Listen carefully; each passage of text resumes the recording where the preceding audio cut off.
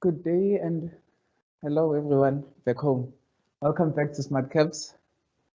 Um, Remember, these lessons are brought to you proudly by the Department of Education in association with VT Africa Holdings and associated brands. These lessons, by the way, are in line with the CAPS document and the revised annual teaching plan. Soon enough, you'll be able to log in to Hello Smart such that you can interact with me as we go through these lessons. You can interact through the lessons as well as through the assessments. We'll be having assessments, and this is how you'll be logging in for me to interact with you and for you to interact with me. hellosmart.com, and you're going to sign up as a guest. You're going to use this class ID, and it's going to stay there throughout our lessons. After you can add your name, then we interact.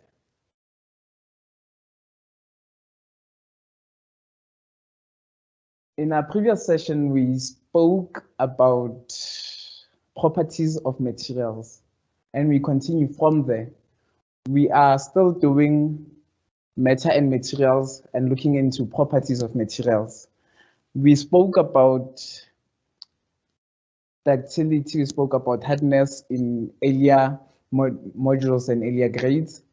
Yes, in our previous session, we spoke about those two very important properties of materials, the boiling point and the melting point. Today we introduce yet another property that is crucially important in sciences, which is conduction. Conduction. Let's see what conduction is, what it means. Looking at these two pictures, beautiful pictures on the board, you can clearly see that there's a nice barbecue going on there, nice braai, and there's a fence, which you are sure to know that this you never put your hand on. Looking at the barbecue, you know that the skewer, that's the one part you never touch, and you know why. And what enables you to be knowing that you never touch these is exactly this conduction. It's exactly this conduction. So we're gonna look into this and learn more. What is conduction? So conduction essentially is the movement of something such as heat and electricity through materials. So heat and electricity, we know these are energy. Heat and electricity are energy, are forms of energy. So once these types of energy can move through materials, then that's conduction. We have materials that can conduct well, and these are called conductors. Conductors. What do we mean by these? They allow for this movement of this energy through them, right? They allow for this movement of this energy, heat or electricity through them, and we call those conductors. We also have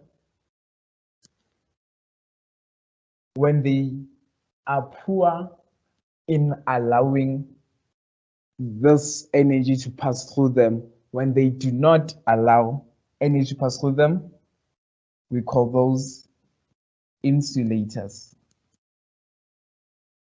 Insulators. Two very important terms when we're looking at conduction, right? We have conductors that allow energy flow.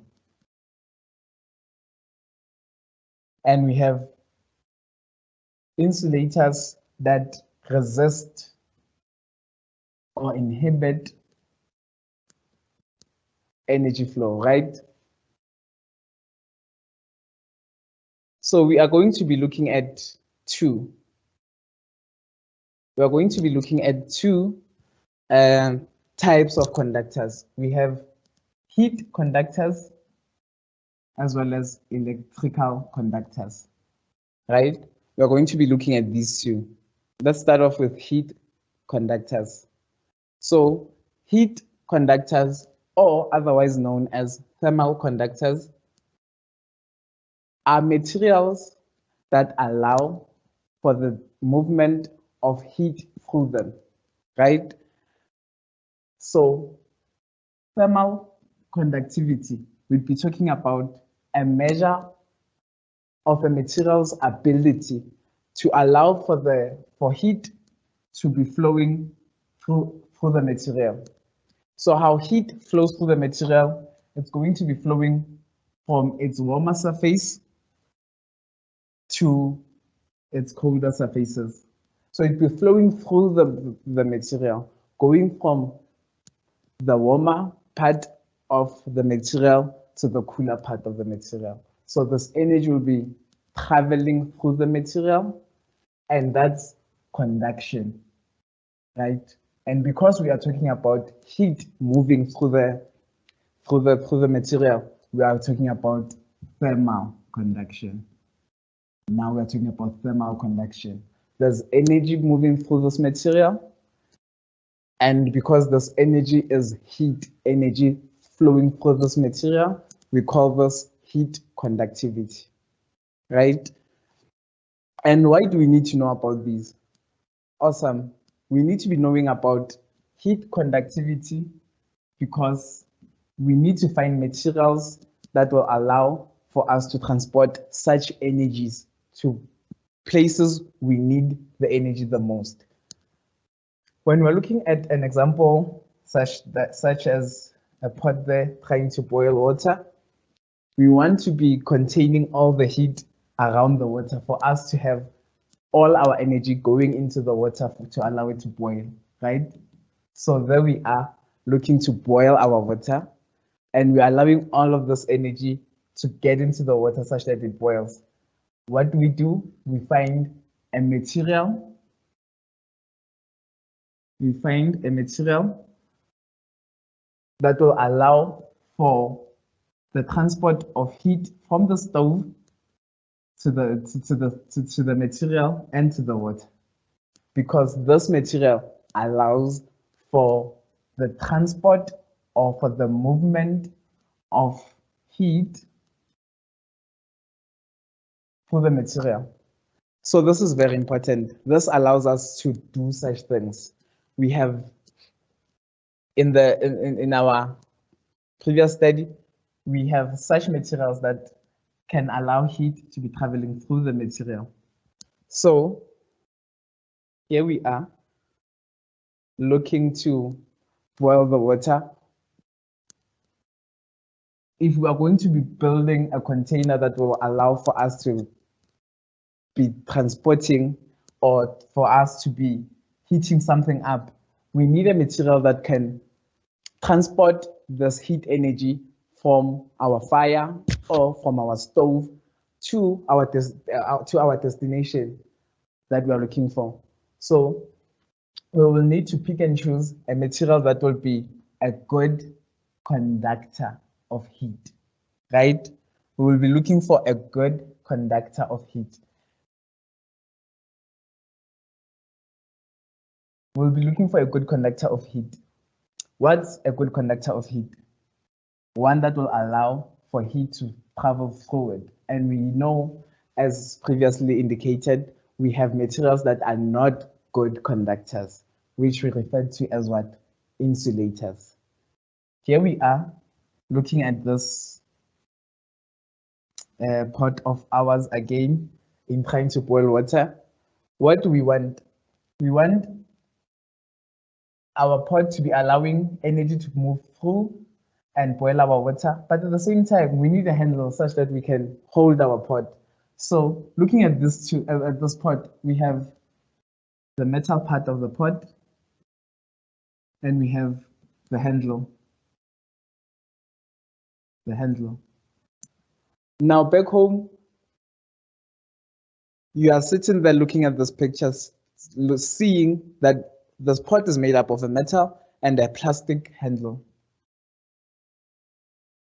So why choose two materials for one particular object? Easy. It's because we are looking to have one part of our pot being a good conductor of heat. At the same time, we're looking for the other part, which is the handle, to be a poor conductor of heat. Why do you want it to be a poor conductor of heat? Because we want to be able to handle our pot. We want to be able to hold it and move it such that we can pour our water elsewhere, use our water, and use the pot friendly, conveniently, right? Awesome. Let's look at this one. If we are having our lid handle there, if this was metal, or if this was a good conductor of heat, if this was a conductor, if this was a good conductor of heat, what would happen? We would definitely burn our hands in trying to handle the lid, right? So what we want to do is to design this pot such that where we need to handle the pot, will be a poor conductor of heat, such that there's no heat that gets to where we need to be handling with our precious hands. So what happens is we are going to use a poor conductor for parts where we need to be handling, and we're going to use a good conductor for parts where we are looking to have the most amount of heat energy being transported.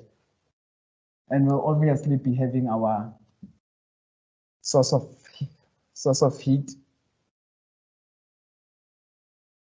We will obviously be having our source of heat somewhere there. We want a good conductor such that most of the heat can be transported through the material into our destination, right?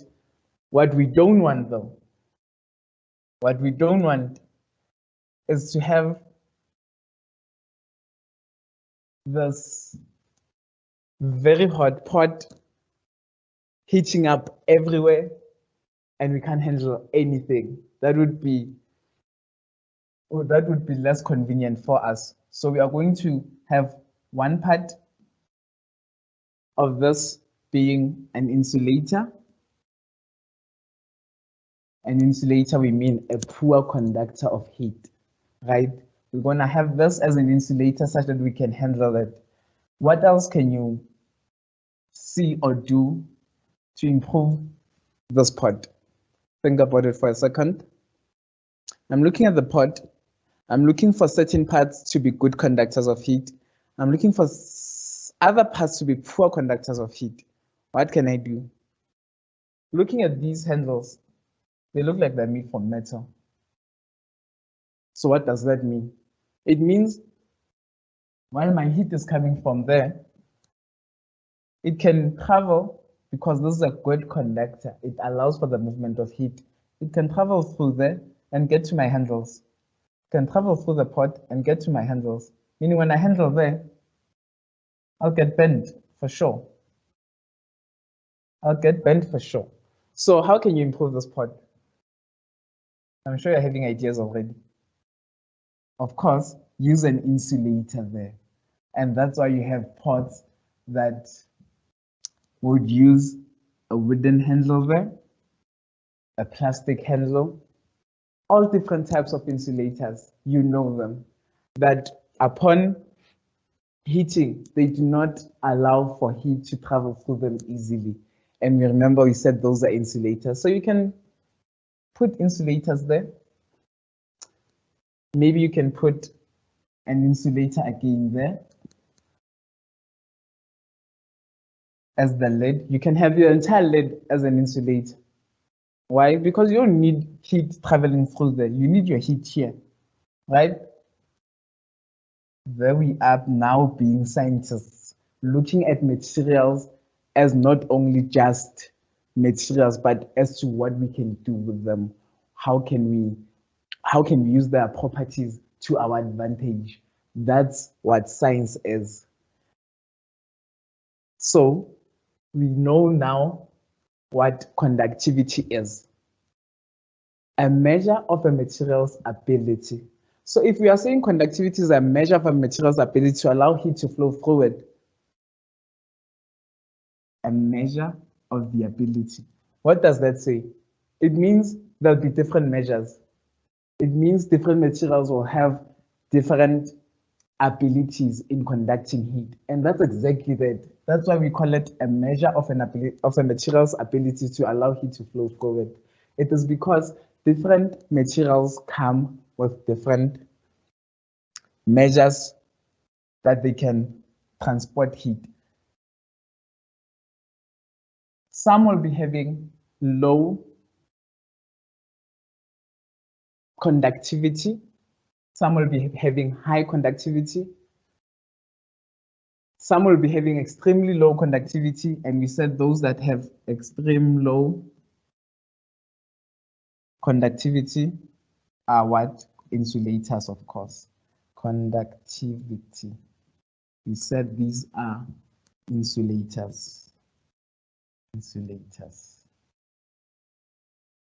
They have extremely low conductivity, and different materials will have different types of conductivity or different measures of conductivity.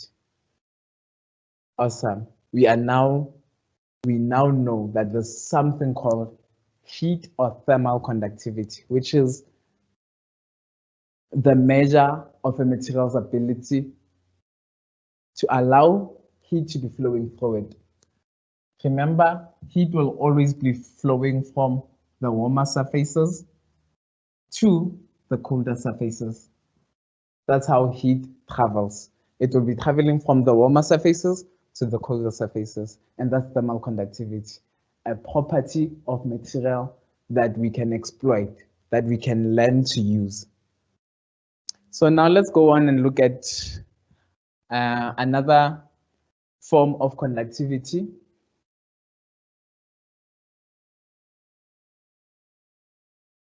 which is now electrical conductivity. Electrical conductivity. When we're thinking electrical conductivity, we know conductivity to be the movement of energy through materials. So we know that electricity is a type of energy, and conduction is allowing energy to pass through. So when we're talking about electrical conductivity, what are we talking about then? Electrical conductivity is a measure of a material's ability to carry current. Remember what current is? Current is essentially electricity. Current is a measure of electrical energy, right? So, and a material's ability to allow for electrical energy to flow through it is electrical conduction. Let's look at the picture we have here. Here we have a copper wire, of which I'm very sure you are very familiar with. It's a copper wire that conducts electricity. We know metals are mostly good conductors of electricity. Good electrical conductors. Electrical conductors. Yes. We know that metals are good electrical conductors. So even with electrical conductivity, there'll be a measure to which each material can conduct electricity. Different materials will have different measures as to how they allow for the movement of electricity through them. Copper is one of our very good conductors of electricity, and it is widely used in allowing for us to conduct or transport electricity. For us to have electricity in our homes, for us to have electricity in our mobile cell phones and all that, we need to be transporting the energy from sources to where we want it to be. our homes, our cell phones, our computers.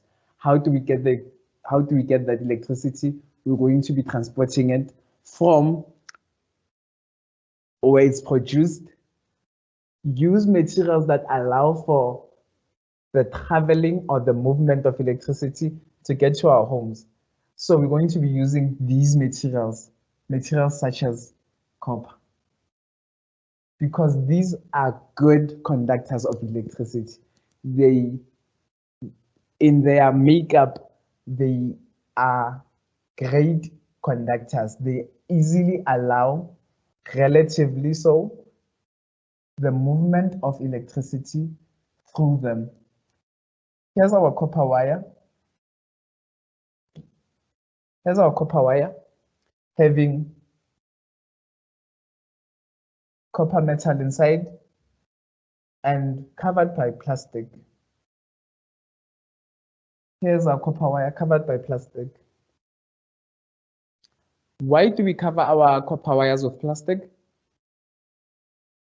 Yes, of course, because plastic is not a good conductor of electricity. Plastic is a poor conductor of electricity. And what did you say about poor conductors? We call them insulators. So plastic is an insulator. It does not allow for the transport or movement of such energy through it. So we will cover our copper wire with an insulator. Why? Because we don't want to be exposing materials that are carrying electrical energy through them. Exposing such does not have good repercussions for us. We know that we want to always have our conductors covered, protected. And how do we protect them? Do we use good conductors of electricity? No, because that material will be carrying that electricity from the copper wire now to it and now being exposed to us as well. What we want to do is to be covering our copper wire with a poor conductor, otherwise known as an insulator. We want to be covering this with an insulator such that the electrical energy indicated in red passing through our copper wire cannot get to our material now, cannot pass through our material, or cannot travel through our material, because we would have chosen a material that is a poor conductor or an insulator. Awesome. Now we know that in conduction, we have thermal conduction or heat conduction. We have electrical conduction. These two are properties of materials that are important to us, especially us being scientists. We need to be knowing how can we use materials and their properties to our advantage and how we can use them. So we spoke of a measure of a material's ability to transport energy. A measure of a material's ability to transport energy, meaning different types of materials will have different levels to which they can transport energy. And these different levels to which they can transport energy is unique to a particular material. So now we know that metals are good conductors of electricity, right? But even different types of metals, as we know to have silver, copper, gold, iron, aluminium, these are different materials, and they will obviously have different measures to which they can conduct electricity. And here, along these, we have this measure of this measure of conductivity for each particular metal. And at our level, we don't need to be knowing these measures, but we only need to be aware that different materials And in this case, or in this slide, different metals as well will have different abilities or different measures to which they can conduct electricity. Isn't that nice? So we have silver registering at 6.3 by 10 power 7. We have copper registering at 6.98, gold, iron, and aluminum. Looking at these, copper has a high measure of electrical conductivity. And hence, in most electrical appliances we have, will be they will be having copper as their conductors. Copper will be their conductors because copper has amongst the highest electrical conductivities, right? Awesome.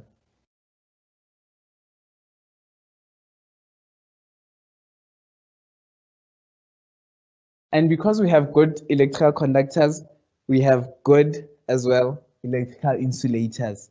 So these are materials that we can use in trying to inhibit, stop, prevent electricity from passing through them. And what are those? Rubber, yes. Glass, a very good insulator. Oil, diamond, dry wood, yes. So we'll be having these as our proper insulators, and we'll be having our silver, gold, copper, steel, seawater as our conductors. Yes, seawater as well. It's a good conductor of electricity. And in this class, yes, that is the end of our class. We have now learned that we have conduction. Conduction being a measure of a material's ability to allow energy to pass through it. The two energies we are looking at are heat energy as well as electrical energy. Heat energy or thermal energy, we have materials that are good conductors of heat and thermal, and we have those that are not so good conductors, which we call insulators. We have electricity again, electrical conduction as well, which is a measure of a material's ability to transport energy or electrical energy through them. And we have those that do not allow for the movement or the transport of electrical energy through them. And we call these electrical insulators. And here we have a nice list of insulators. We will soon be having that login interaction such that I can have assessments with you and you can interact with me as to clarifying any misconceptions. We want to get to get away with it. We want to get rid of all misconceptions. So this is where you're going to be logging in from hellosmart.com. You're going to be signing up as a guest. You're going to be using this class ID and you're going to just add your name and you'll be able to interact with me. I'll be having assessments or activities for us to do together, and I can have you respond and have me respond back to you. That will start off as of next week, Monday. Thank you very much. That is the end of our lesson. I hope you are keeping safe and keeping warm.